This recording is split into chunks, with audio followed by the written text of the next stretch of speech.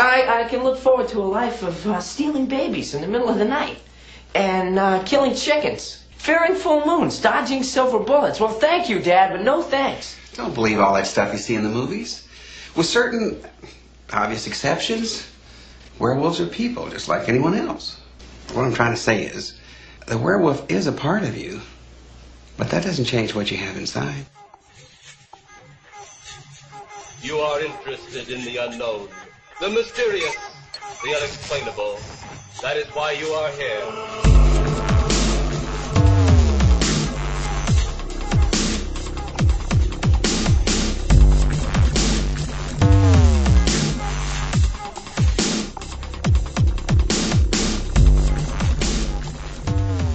Well, at least the weather's better today. Hey, everybody. Welcome back. This is Rojan.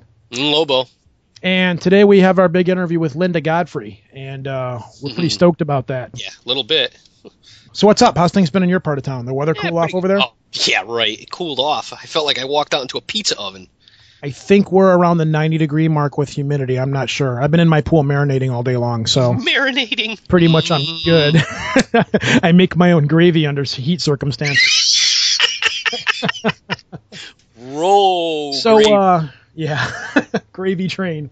Nice. So, yeah, we've got Linda on today. She's one of the living legends in the field of cryptozoology and paranormal in general. And actually, as I sit here, I look over, I see my Weird Michigan book that she wrote. Nice. Yeah, I remember the first time I heard Linda was on Erie Radio when she was interviewed, and I actually wrote into the show about it, and one of the questions that we're going to be asking her tonight is hopefully going to be covered on that, because we couldn't get a chance to have a follow-up on the question that was asked. So maybe I'll get my answer tonight. It's really odd. Of all the people that I've interviewed and of all the stuff that I've done so far, I'm actually nervous about this interview. So I'm not really sure why. Maybe it's because I haven't had the chance to speak with her ahead of time, and I know she's a sweet lady and I know all that kind of stuff, but it's kind of like this is one of those situations where you meet one of your heroes. I always say don't meet your heroes because they might not be what you want them to be. Well, I think Linda's going to be exactly what I expect her to be, but still, it's kind of like you're waiting outside the concert backstage, waiting for the band to come out, and you're kind of like all nervous and stuff, and you're handing them the autograph book with the pen shaking and everything. So, moving on, let's get some business out of the way here real quick. Right. We had an email come in from Scorpion King, and I'll let you read that because it's a really great email. All right, we got an email from Scorpion King. Those people that were involved with Erie Radio and a few other ones. He's part of the family. He's in the family of listeners. He is. He's my Mijo. We've been friends for quite a while. We met up on Erie. We've been talking since. So this is from him. It says, hello to all the wonderful people out in Cyberland. I've recently started listening to this podcast, and to be honest, I was blown away. The fun and informative articles make me want more, and I have recently started listening to the back episodes. You guys have all the perfect mix of all the other podcasts I listen to. It's like someone took handfuls of Erie Radio, Paratopia, Transmissions from the Bunker, and ADHD, added a sprinkle of Mysterious Universe and the Crossroads podcast, and mixed it well. The result was Project Archivist Podcast. Keep up the great work, and I hope to hear lots and lots more from you in the future. I'm especially looking forward to the Jeremy Vaney interview, since I am also a researcher in the ufology, and until recently had a website dedicated to UFOs, which was UFO Clearinghouse. That was Scorpion Kings? Yeah, UFO Clearinghouse is Scorpion Kings. Oh, I didn't know that. Say, okay, gotta go. Have to get ready for my commute to work. Keep up the great work. And we'll send a few articles to you guys in the near future. Until then, be good, and if you can't be good, be fast. Scorpion King out! Yes, those are, he got it right. Erie Radio, Paratopia, Transmissions. Those are all in our family of shows. So that's exactly what we were aiming for. Sprinkling a Mysterious Universe, Crossroads. That's exactly the direction that we've been trying to go. Aw, shucks. Thanks a lot, man. Yeah, right. Love you, mijo. Yeah, we've gotten a couple of really crazy reviews on iTunes, too. Did you see the one about the midget porn star? Yeah, gee, where did that come from?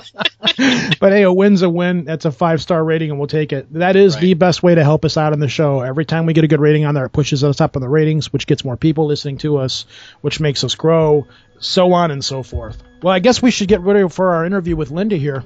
Woot woot. And I guess we'll see you guys after the interview. Nice.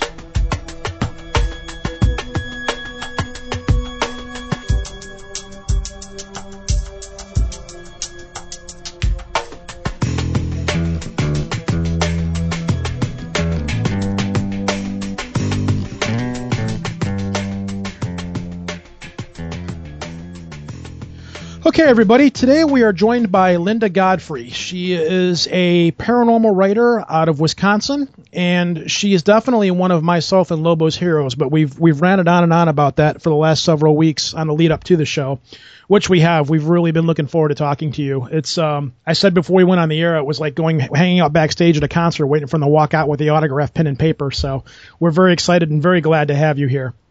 You guys are all too kind, and I really appreciate it. I'm very honored and pleased to be here. Thanks for having me. Thank you for saying yes. Totally. Oh, of course. Well, you're one of our heroes because you don't get caught up in the whole all of the goop that goes along with what's in the paranormal world. You tend to stay above it. You're just not somebody that gets bogged down with a lot of the stuff that's out there, and that's one of the reasons we really like you, because you're a good investigator and you just hold yourself above all that. Well, I try to. My motto is if you get down in the dirt, you're going to come up with some mud on your face. So no matter what.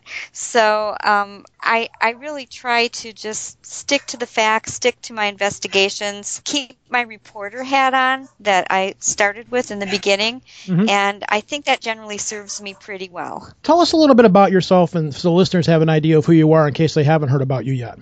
Well, I started out working for a newspaper. My degree is in art and art education. I've also taught art in some public schools. They've actually allowed me to be around children. I'd love to have you as an art teacher. But thank you. I enjoyed it a lot. I did. But I found myself working for this newspaper because I wanted to be a cartoonist. And lo and behold, one of the very first stories that I got was The Beast of Bray Road. Nobody else would touch it, but I liked weird stories even then. This was back about almost 20 years ago. And I think those 10 years I spent at the newspaper before I finally decided to quit and start writing books, because there was so much interest in The Beast of Bray Road continuing, a decade after it had last been reported, that I really felt that the story should be expanded upon and preserved and brought to the world in sort of a larger form. So I wanted to do that. And I also wanted to get more involved in the web, which was just starting to be the thing that it is today, at about that time. So I had this reporting and journalism background that really has helped me a lot, I think, in my investigations, both in terms of knowing how to investigate something, but also how to try and present a fair and balanced view. And really, in the end, what I try to do is present as much as I can and let people make up their own minds as to the true nature of what these things are, in lieu of a certifiable werewolf body, which until I have that, I just feel intellectually dishonest declaring that I know what it is one way or the other. That's exactly why we wanted to have you here, actually. It's funny you should mention The Beast of Bray Road, because I was talking to you really briefly on Skype before you came on. I saw it on eBay for $69 today. The original first, it's out. That book is now out of print. You can still get it on Kindle, I believe, on Amazon. But the original book, with all of its illustrations, and some of them are pretty cool. They document Mick Fleetwood preparing to star in what would have been my version of The Beast of Bray Road, not the movie that's out there. Wait a minute, Mick Fleetwood from Fleetwood Mac? Yes. That's sick. How'd you pull that off? He was completely signed up. We had him all set, and it was going to be directed by Stephen Verona. Oh, cool. And we had gone so far as I got to meet Mick backstage in Milwaukee, along with one of TSR's, which is the people who created Dungeons and Dragons, one of their top illustrators. Rob Ruppel came along, did some photos, and then whipped up a concept drawing of what Mick would look like with prosthetic makeup, to make him look like a werewolf. And so that, both the original photo of Mick and that prosthetic imagination that Rob came up with are in that book, and you can't, of course, see those on the Kindle, as far as I know. So, so that book has a lot of cool stuff, and part of what I wanted to do with that first book was actually document all of the sociology, all of the psychology, the things that went on in association with there being kind of a monster scare in a small town like Elkhorn, Wisconsin. And part of that was that this Hollywood producer just happened to be flying through Wisconsin and picked up a newspaper and saw the story and called me. That's how the whole near movie myths came about. And then, all the things like the local bakery making werewolf cookies in the bars, bringing up busloads of Illinois tourists and having silver bullet specials. It was awesome. It was great at the time, and I liked everybody having fun with it because I didn't know what it was. I wasn't like, oh, I'm this serious researcher. You must not have fun with what I find. Yeah. That sometimes you hear, because I thought, well, if anybody should profit from it, it should be the people of the town who have to put up with all this traffic and everything else that's going on. And the newspaper made a tidy sum selling T-shirts using my illustration, so that was, more power to them for that too.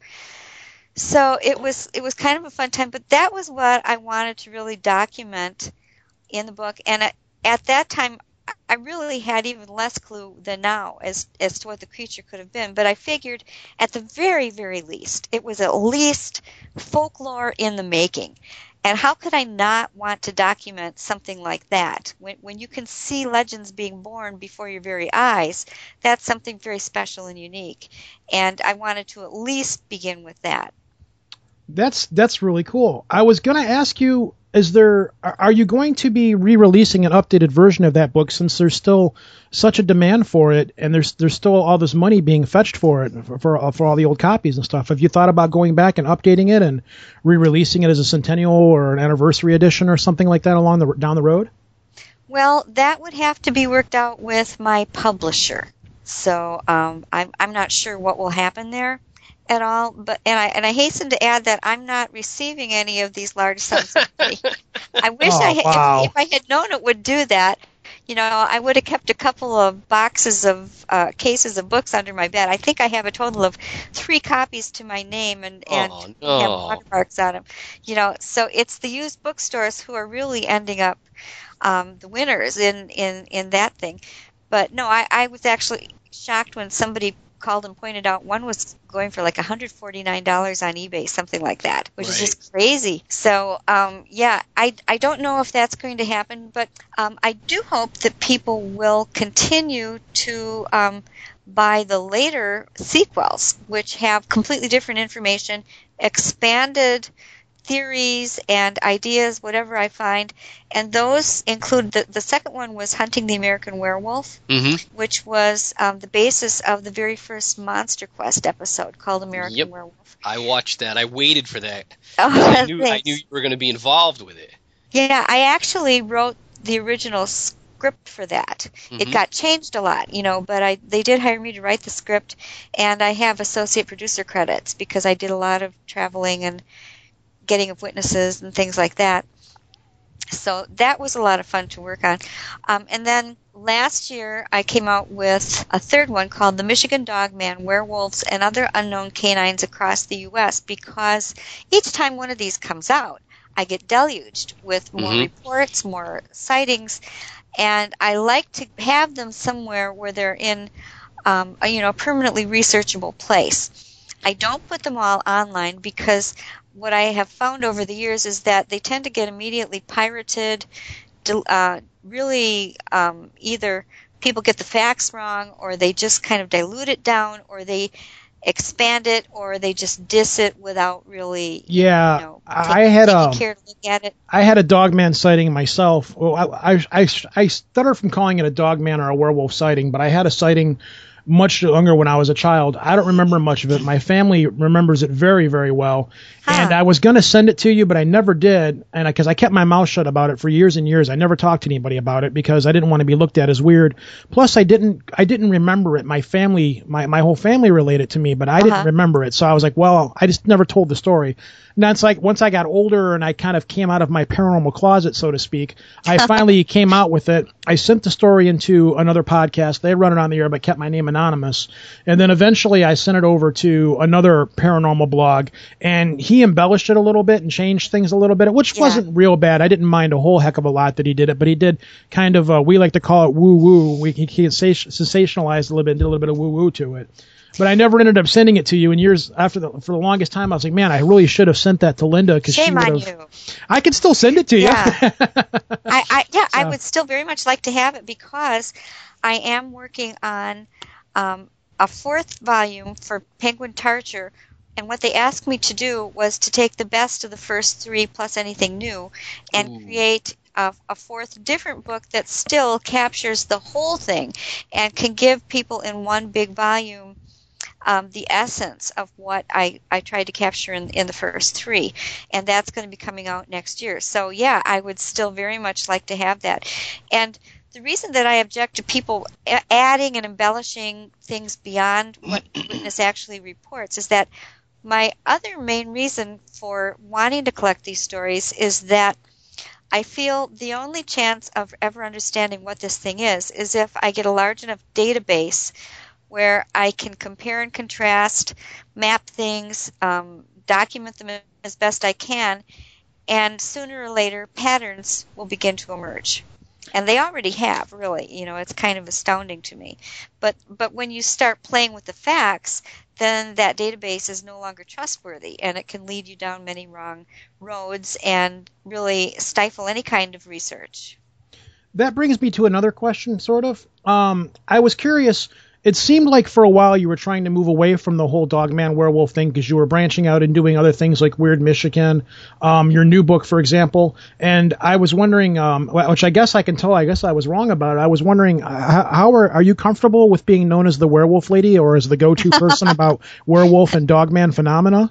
Well, go-to person is a little better than werewolf lady, but, I'm not offended by that because I can understand that it's a very handy shorthand for people, and it's all done in good humor, I'm pretty sure, so that doesn't bother me. But, I pretty much am the only person who's documenting this widespread number of reports over such a long period of time in permanent print that I know of. I mean, maybe there's someone else, that I'm not aware of, and certainly other people. I know Nick Redfern has written about the topic, and it's been included in other things.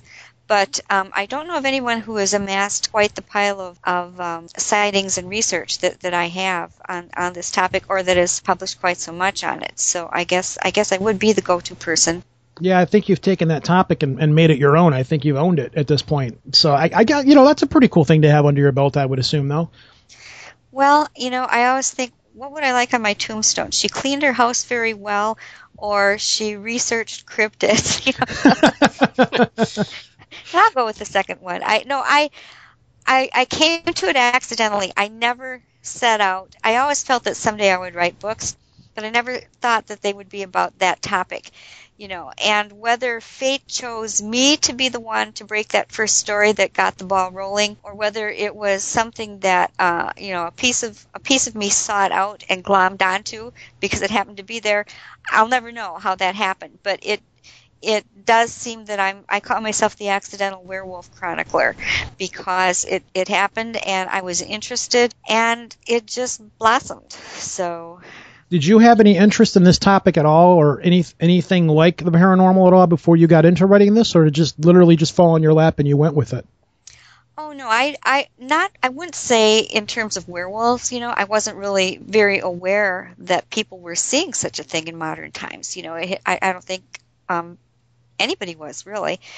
I was very interested in the UFO phenomenon.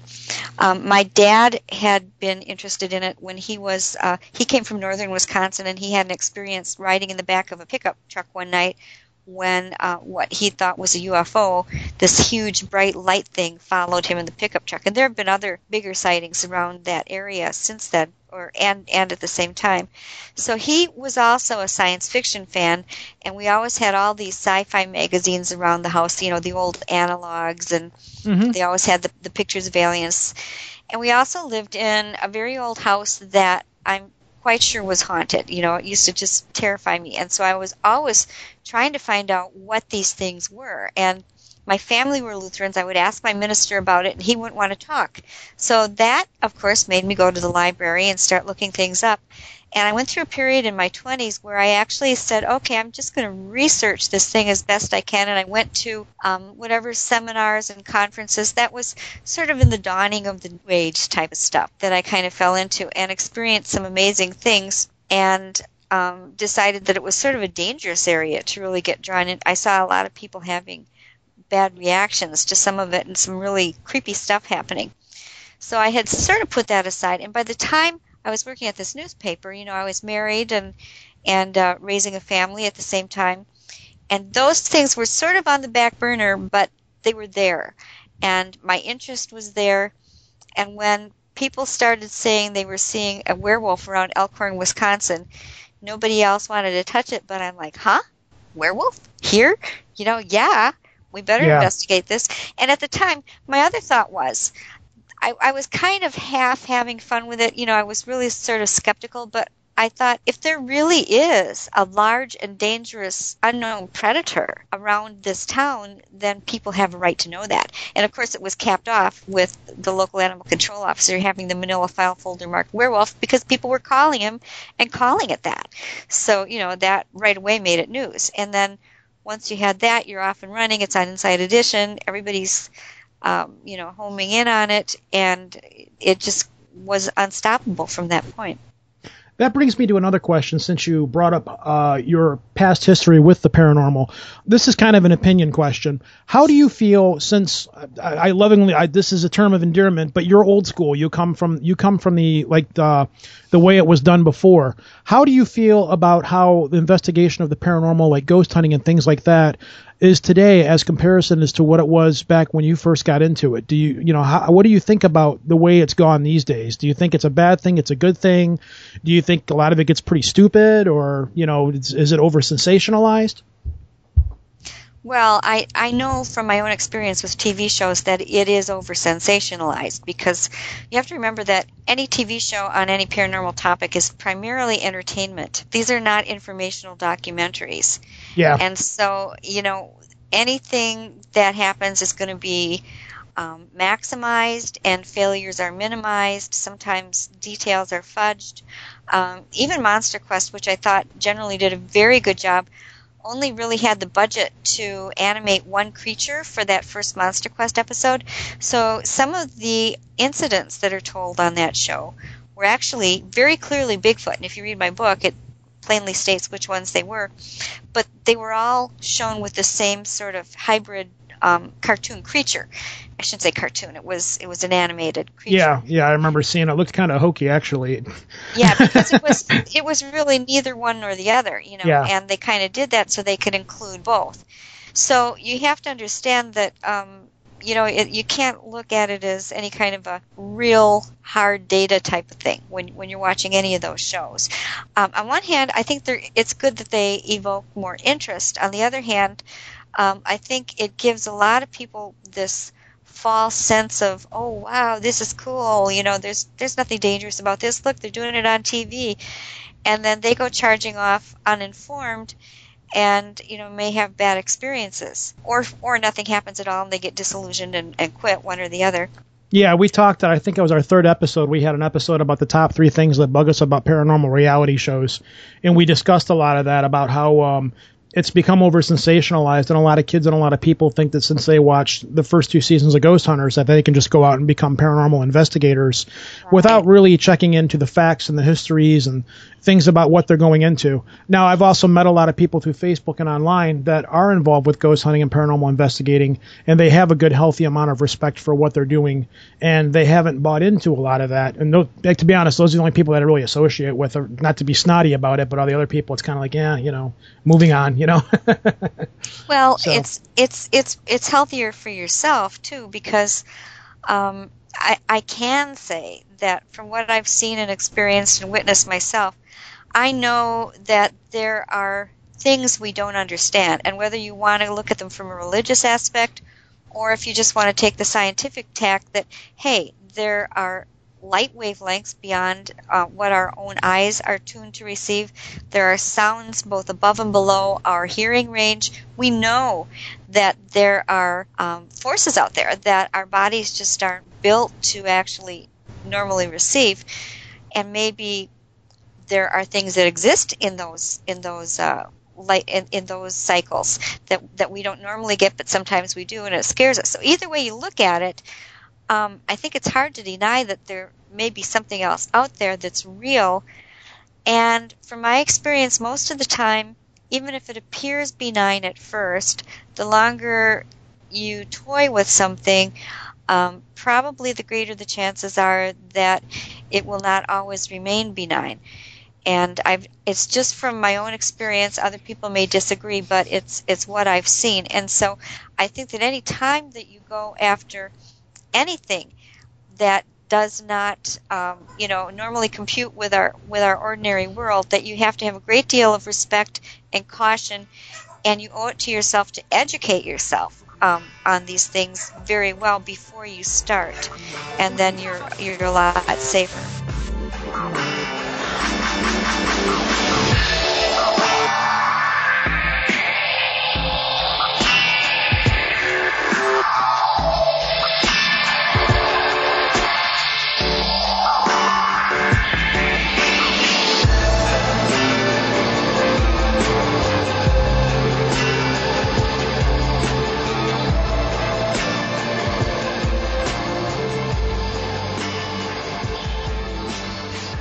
That brings me to the other topic you had. You had written a book which was really cool, and it wasn't really a paranormal book. It was just one of those really odd historical books, and that was the book about the poison woman. Right, the Poison Widow. Poison Widow, that's what it was. What was that all about? Because we're also into really strange niche histories and things like that. Was that a book of fiction? Did that actually happen? Oh, this was complete nonfiction. I researched it for 6 years. I had 600 pages of court documents and interviews with original witnesses. And this was an incident that happened in the early 1920s in Whitewater, Wisconsin, that I discovered by accident while researching something else for the newspaper, and realized that nobody had ever written about it. It was just sort of buried because the details of the trial, and there were actually 2 nationally publicized trials in those days that were considered so sordid and shocking, those were the words that the headlines kept using, that nobody wanted to talk about it. They couldn't get women to serve on one of the juries because it was considered just something a woman shouldn't even think about, because there was this lovely church-going petite lady in Whitewater whose husband was on the church council and sang in the choir. They had 4 lovely children, took in college student boarders from what was then called the Normal School, now it's UW Whitewater. And it turned out that she ended up having an affair with one of her male boarders, and between the 2 of them, they killed her husband with strychnine, which is a horrible, awful death. And then probably would have gotten away with it because no one could believe that she would have done such a thing, except then she tried to kill her 4 children with the same method. And even by hiding it in their candy. But she gave them these beautiful chocolate bonbons, put them in someone else's car, sent them out for a drive, and told them to eat the bonbons while they were on the way, thinking that the oldest one who was driving would crash the car, and then the others would all just go into spasms, and that way they for sure, if some of them might have survived the crash, they for sure would die of the strychnine, and it would all just be assumed that he crashed the car. That's gruesome. Yeah, I mean, it's just, and my thoughts were, how could anybody from, the background, she grew up on this little farm out in the prairie, church-going family, how did she get to be like that? How can you do that to your family? And it just made me want to keep researching. And I finally even discovered that she was just this consummate con woman. She conned her way out of prison. She had a whole second family that never knew what she did until I found them. They were in Illinois, and said, basically, I know what your granny did last century. And, wow. Yeah, they wouldn't believe me, except I had the newspaper clippings, and they're like, yep, that's her. Wow. So it was quite a thing, but yeah, it took me 6 years to research it, and that was actually my first book. And I had a feeling that it would be an easier sell. I knew that I wanted to write The Beast of Bray Road, but I had a feeling that true historical crime would be an easier sell than a book about werewolves, and I was right. I had no trouble pitching and selling that right away. And then they said, "What else have you got?" And I said, "Well, would you believe werewolves?" And they go, "Okay, try us." So, That's because awesome. The Beast of Bray Road was published not by the usual kind of publisher for that, but by Trails Media, which started out as a branch of Wisconsin Trails magazine. So but they published it under their history imprint. me and Lobo here, we're very much into Native American culture, Native American mythology and legends and so forth. And to my knowledge, from Native American culture, werewolves are traditionally viewed as protectors of the spirit world and protectors of nature. Have you spoken to any Native Americans about the research that you do, and what have they told you? I've heard you make mention of it on other shows, but it always seems like somebody cuts you off, or they try to steer you back into, the romanticism, the diehard werewolf stuff, and they always seem to tear you away from it. And I've always wanted to hear your opinions, because I believe you've talked to Native Americans, and I've always been curious about what have they told you about what you're investigating. Yeah, I have. I've talked to people from various nations across the country, and I don't know if I would say that they view them quite as benignly as you've said. Some of them think of them, and there are different forms also. Yeah, I know skinwalkers are viewed as pretty much an evil entity. Right, and that's one form where it's something that's conjured up by a medicine man that has gone down the wrong path. They might use the word witch, which doesn't mean the same thing as like our modern Wiccans. Yes. But that's a word that they often use to describe them. And these are conjured beings that are either conjured up around the medicine person, him or herself, kind of like a werewolf suit, if you will, a psychic werewolf suit, or a separate solid entity that then goes out and does the bidding, which is never good. They're always out to do bad things. And it's not just wolves. There are also things called bear walkers. Other traditions call them the Canadian Cree call them skin changers. Mm-hmm. So there are variations of it, but that's one type. Then there's another type that regards them as spirit guardians, which might be another sort of conjured thing that is not really there so much to guard nature, but is to guard sacred places like ancient burial grounds, sacred springs, that sort of thing. And there's one man that I've interviewed, David Walks's bear. He is a conservation warden in Michigan, and he believes that the dog soldiers that have fought in every major U.S. war since, and I can't think of the date right offhand, but I think it's at least 6 of them. And their idea was that they held the dog as in very high regard for its fighting ability. They would stake themselves to the ground in a battle, and then that meant that they were either there to fight until they died or conquered their enemy, one or the other. And it was believed that if they died this way, then they could come back as the spirit of a powerful canine and take over guardianship duties for their people. And David Walks's bear really believes that all of these dogmen, at least in Michigan, probably are the spirits of these dog soldiers. But then there's this one other view that probably is the majority of the people that I've talked to all have some version of this, which is that both the Bigfoot and the Dogman are very, very ancient spirit creatures that were here before man. They have some ancient business that forbids them from actually killing and eating people, which is why time after time after time in the hundreds of reports I've seen, nobody's ever, they feel they're going to be eaten, but they never are. And that they can live in both the spirit world, or what we might call another dimension, or our world, or this dimension. And they can go back and forth between them. While they're here, they're entirely corporeal most of the time.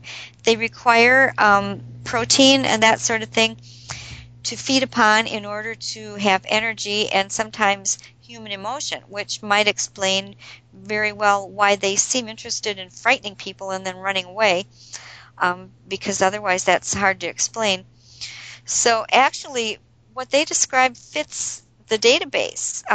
That paradigm actually fits the large volume of facts the best of any, but different variations on that are what I've really heard. And something that I discovered that's documented in Hunting the American Werewolf, and that really astonished me, and that finally got me an interview with one of the top Ho-Chunk elders and anthropologists is the fact that I was studying Wisconsin's ancient animal effigy mounds. Now, Wisconsin has somewhere in the 90th percentile of all of the ancient animal-shaped effigy mounds in the world. Yeah. Wow. There's the Ohio Serpent Mound, there's a few that extend into the bordering states, but other than that, Wisconsin really has them, which is weird. And Wisconsin also happens to be the locus of these.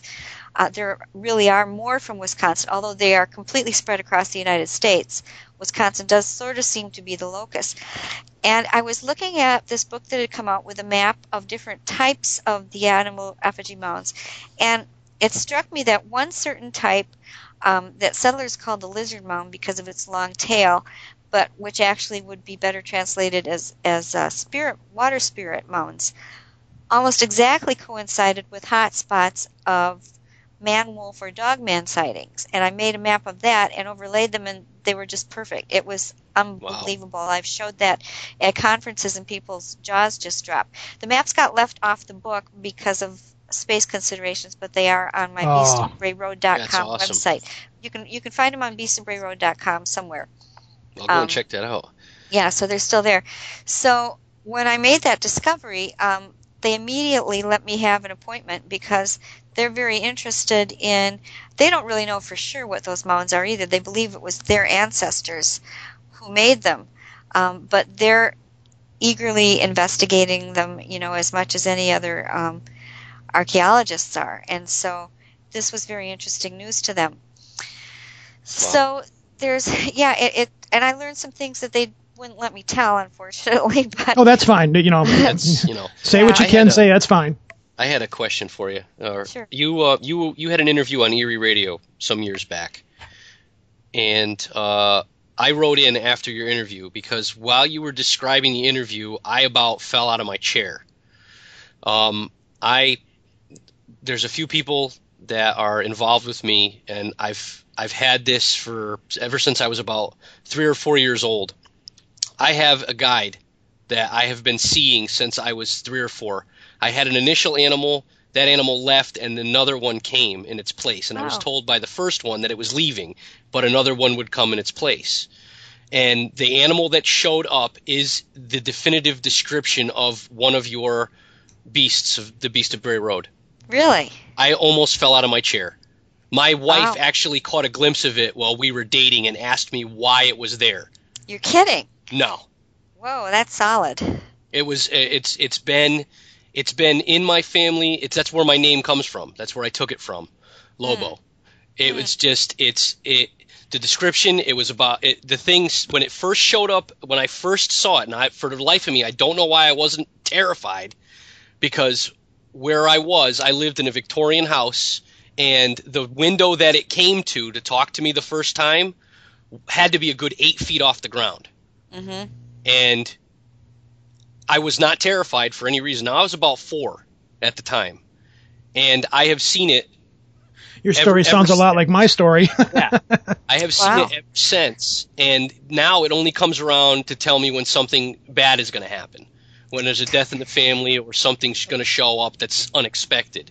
Kind of a harbinger of doom. Well, the great majority of sightings reports I get depict things that behave unusually but that aren't out of the realm of physical possibility. However, there's a second category, and in that category it sounds an awful lot like what you've described.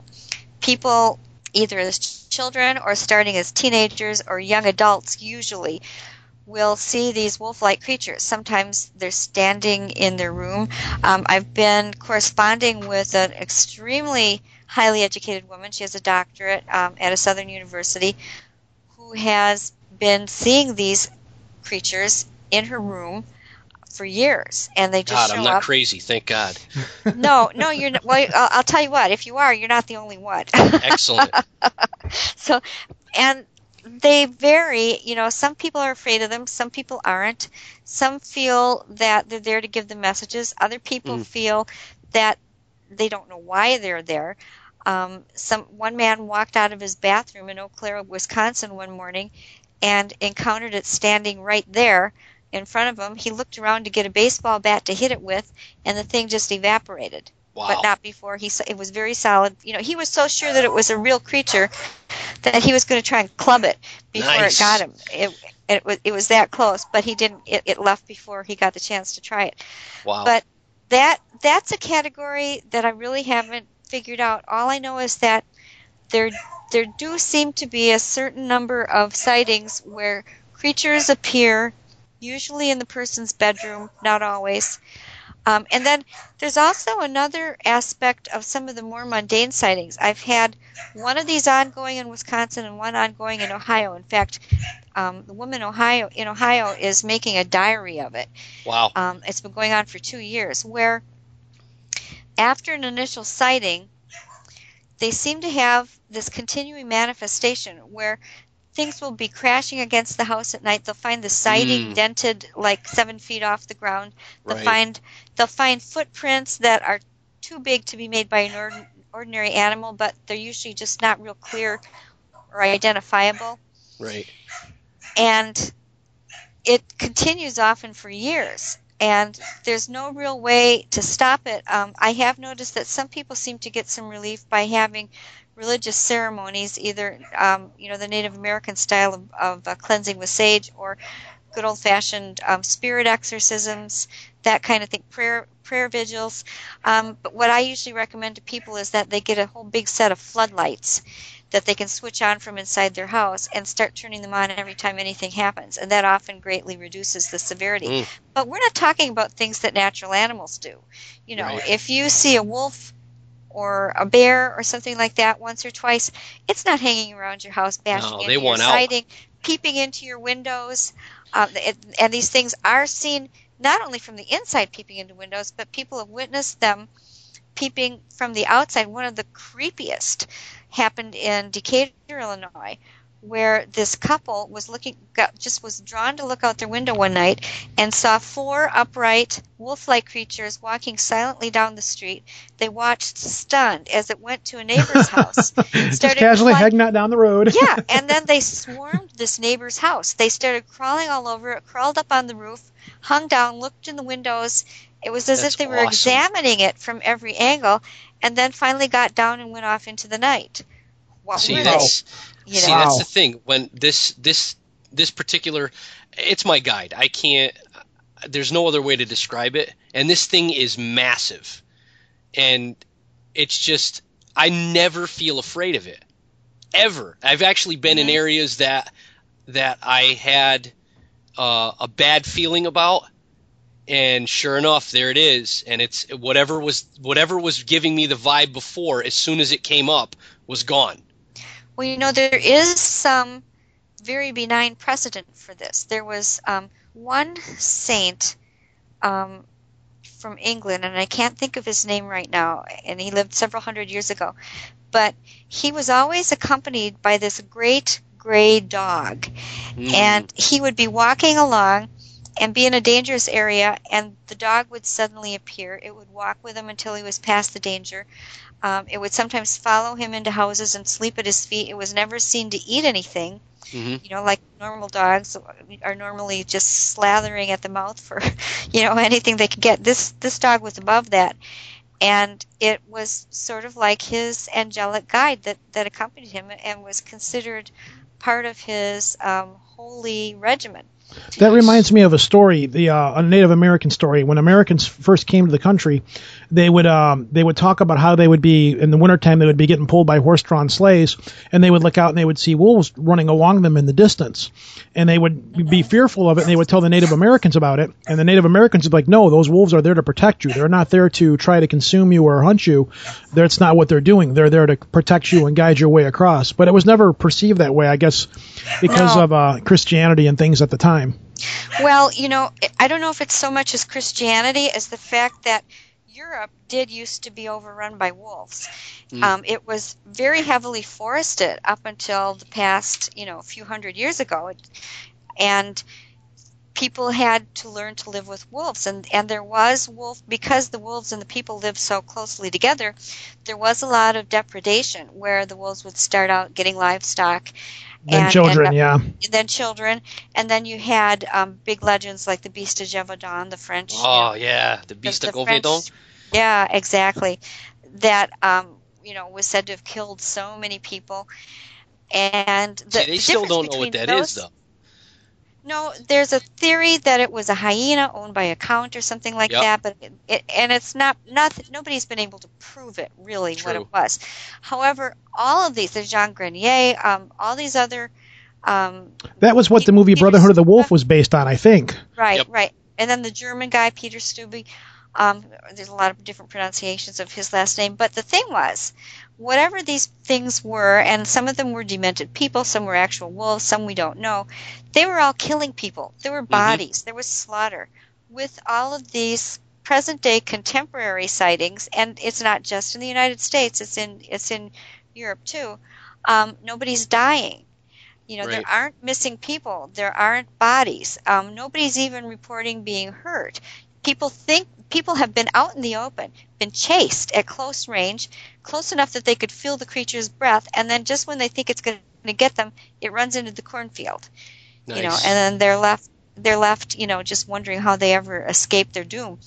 And that has happened more than once. So there's a big difference between these things. But I think that people who came to the United States as settlers, these Europeans, carried with them this sort of long-standing fear of wolves that had existed just because of the way that they're clashing with the wolf packs was happening and causing all of these things to occur. See, they're still in the United States. As far as I know, outside of hybrids, there has never been a person killed by a wolf, a true wolf in the United States. However, we're sort of approaching that same state that Europe was, where we're taking away their habitat. Yep. And not only wolves, but bears. Black bears have started, Oh, yeah. They used to say that about black bears, and black bears have started. Coyotes, too. And coyotes, because they're getting too used to humans. They start with preying on livestock and then progress to people. They lose their fear of humans, and because we're mixing it up more than we used to. They used to have their space, we had ours, and you're starting to see more of that. It's the same process repeated. Yeah, I've had my own close encounters with coyotes too. I've been camping and opened up a tent, and they're literally right in front of me. And at the time, the only thing I could think of was to do. I was camping with my buddies, and the only thing I could think of to do was to growl really loudly to scare them off. I'm like, I open up, there's a pack of coyotes. Well, that's probably about 4 of them sitting there. I heard them outside. When I thought it was a dog, I open up the tent, and there's coyotes there, and I'm like, and my buddy heard me, and he's like, "You're a drunk idiot. What are you doing?" And I'm like, "There's coyotes out here." It's like, "No, there's not." And he goes, by the time I got out to where I was, the coyotes were gone. But the next morning, we found the tracks all over the place, and they had gotten into our garbage and drug it all over. But we were in a somewhat populated area at the time. So I wasn't afraid or intimidated, but the only thing I could think of was to do was like growl very loudly and make noise and try to scare them off. And all my buddies, I know they're listening right now, are laughing at this because they were there, but they were like, "What are you doing?" And I'm like, "Coyotes, right here." They're small, we have one running down the pack. street. Yeah, in a pack, they can do some damage, and you have to be careful. I was once on an overnight stakeout, and we happened to turn the floodlight on just in time to catch a pack of them heading silently toward us. Oh, that's not good. No. Hey guys, play it cool. Everybody turn around and walk away. See, you got to realize that coyotes are wild animals, just like any other wild animal. And the thing that frightens me the most is I used to spend time out in Boone, North Carolina, and they have coy dogs, which are just domesticated dogs that have just gone. And they used to cause all kinds of problems. I mean, there were things being killed, stuff being ripped apart, and they're just nasty. They were killing coyote packs.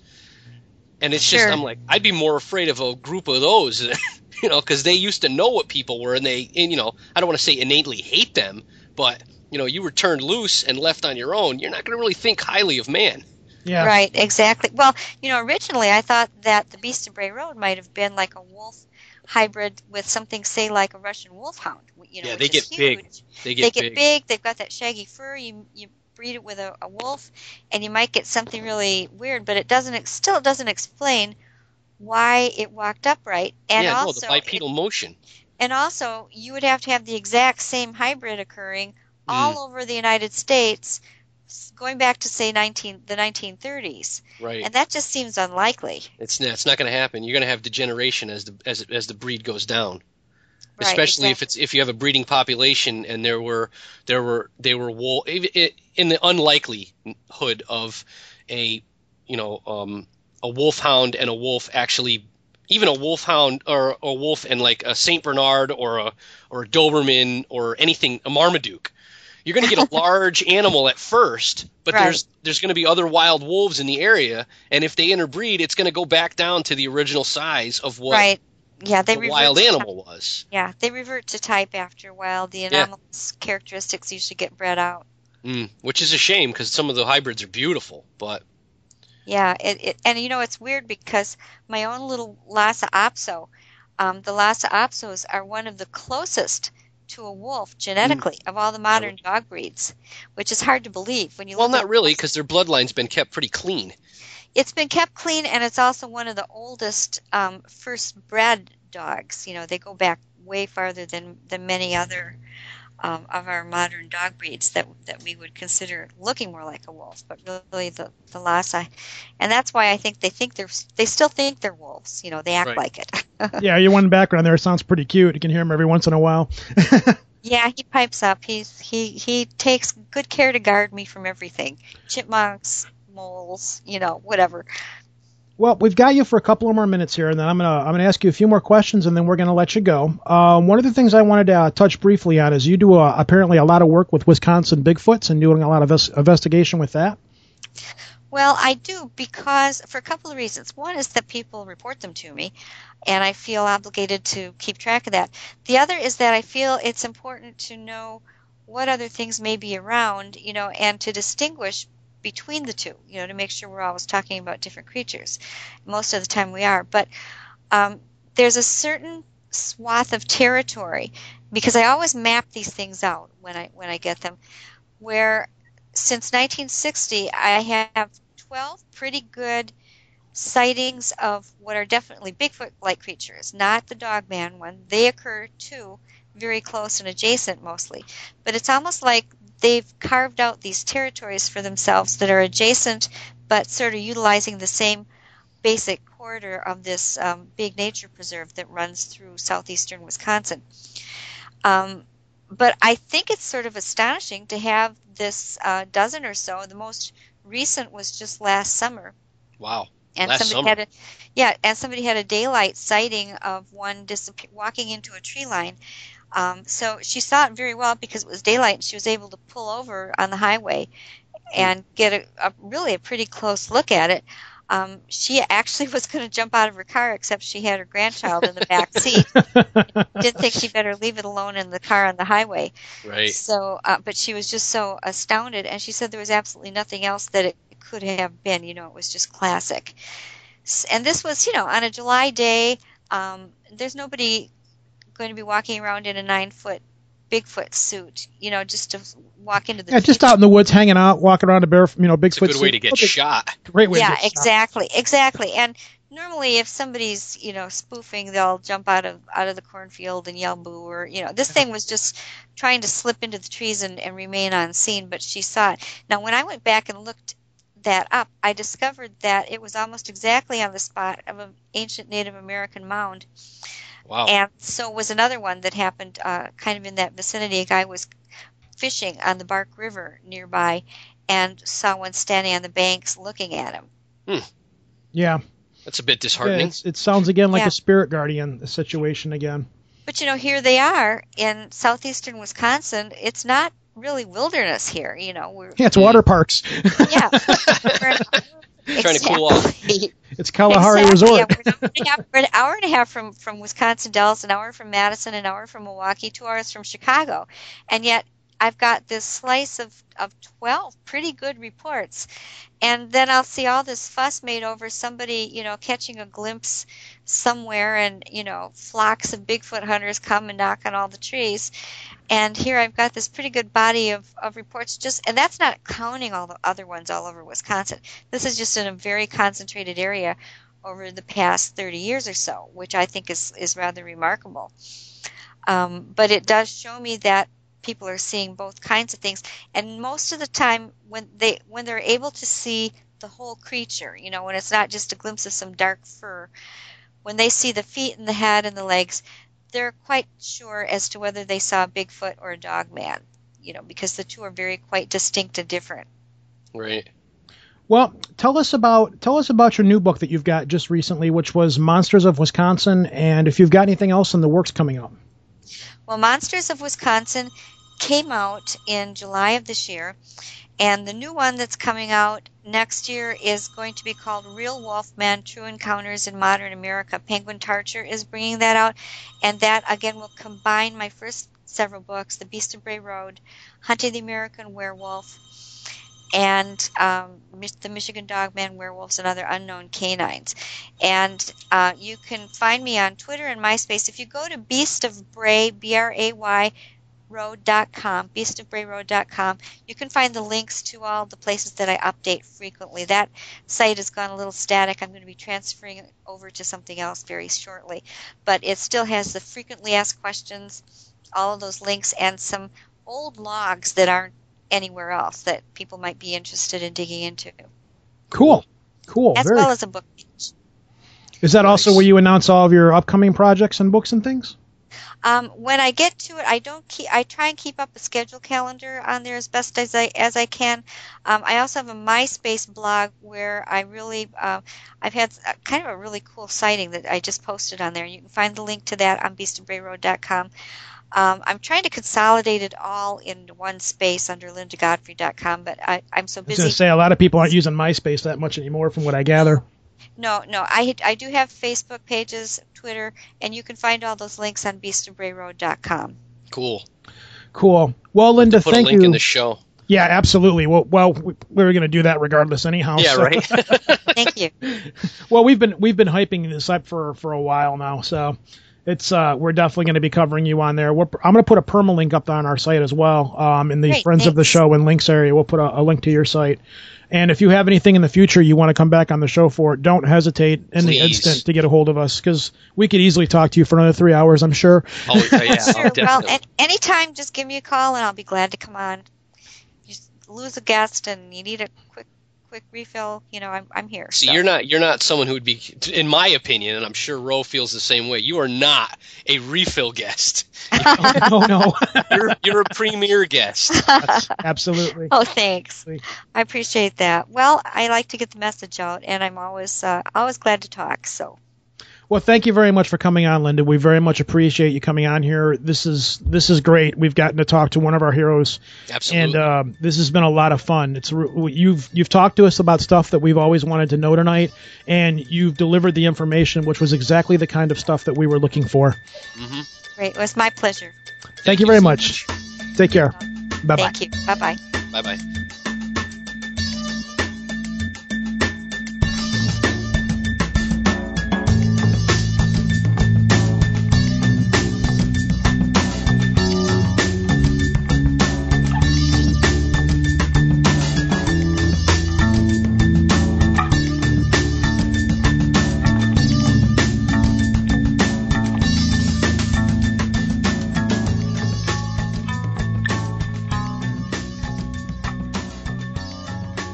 That was awesome. Well, Linda, we thanked you a million times. If you happen to hear this episode, thank you once again for coming on.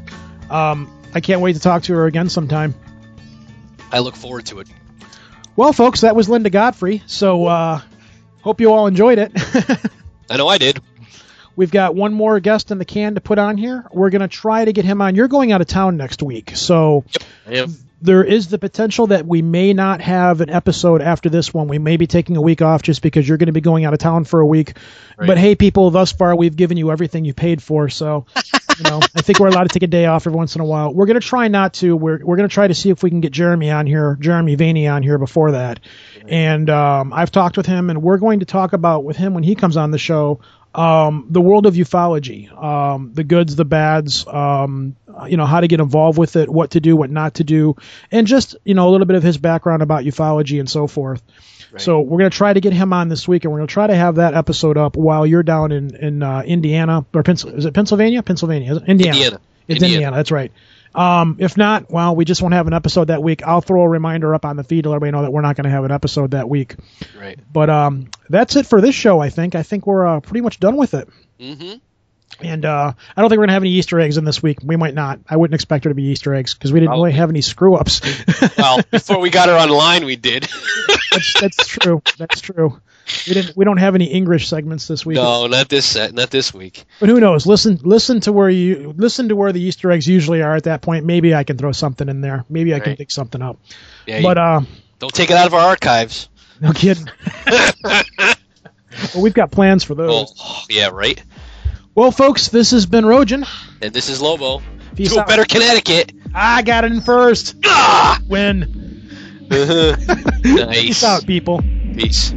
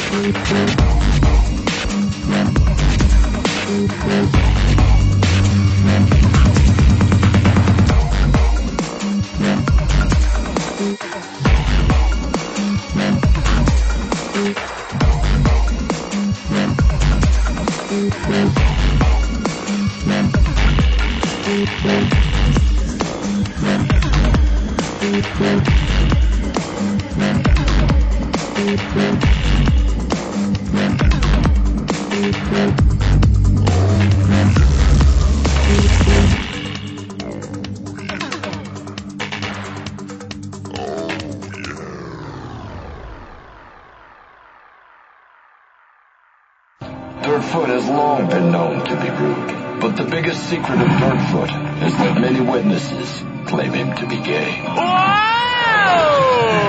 A little light in the loafer! The only known photo of him is at this gay pride parade. He's totally gay. Hey, don't look at me. Hold on. Yo? Yeah? No, hold on. Oh. Like, hold on to the... And we're walking. And scene.